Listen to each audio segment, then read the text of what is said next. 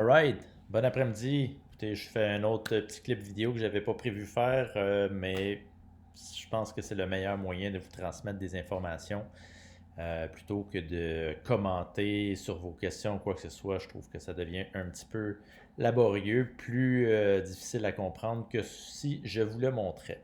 Donc, j'ai publié un exercice ce matin de publicité Tagviewer et et on vous demande dans cet exercice-là de prévoir votre fond perdu, OK? Sauf qu'on a une image, un photomontage à travailler dans Photoshop.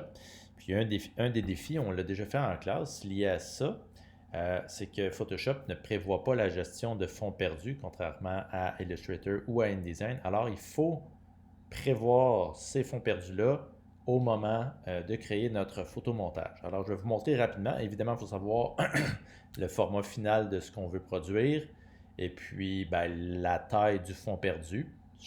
D'ailleurs, je crois que c'est peut-être pas spécifié dans ce cas-ci, mais si on parle d'un document standard, format qui se tient dans les mains, là, disons format lettre ou quoi que ce soit, même des cartes postales, habituellement, est-ce que vous vous rappelez c'est combien?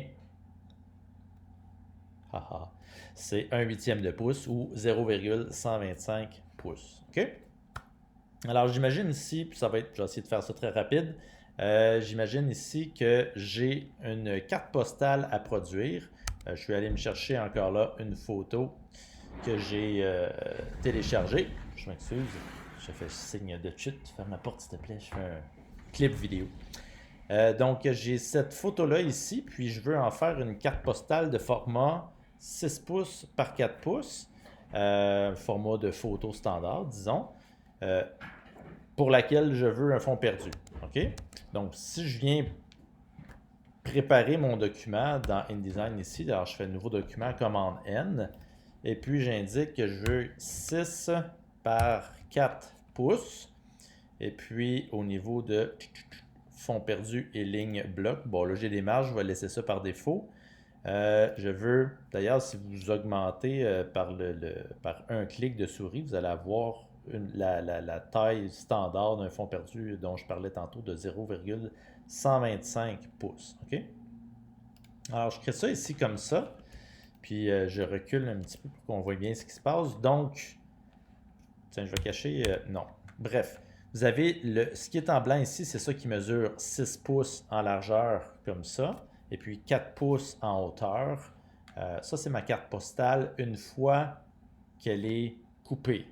On a un fond perdu quand on veut que de l'encre se rende jusqu'au bord de la feuille. Je n'ai pas d'exemple avec moi là, que je pourrais vous montrer à l'écran, mais si je venais juste dessiner un carré comme ça que je vais mettre. Oups, là, il faut vraiment qu'il y ait jusqu'aux limites ici.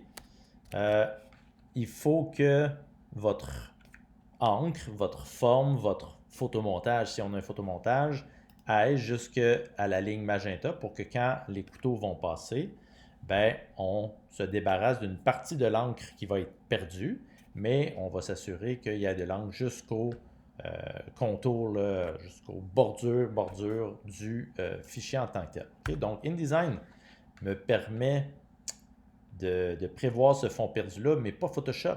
Alors, de quelle dimension va être mon photomontage ici si je dois rajouter, en le calculant, la portion d'image qui va être tronquée, rognée, éliminée, appelez ça comme vous voulez. OK? Donc, ben, c'est très simple. Je vais sortir papier-crayon. J'ai quelque chose qui mesure 6 pouces de largeur par 4 pouces de haut, auquel je dois moi-même ajouter les dimensions que vous voyez là, qui vont jusqu'aux lignes magenta. Alors, de toute beauté, vous voyez que je dois ajouter à ça. Donc, je vais ajouter 0,125 d'un côté en largeur.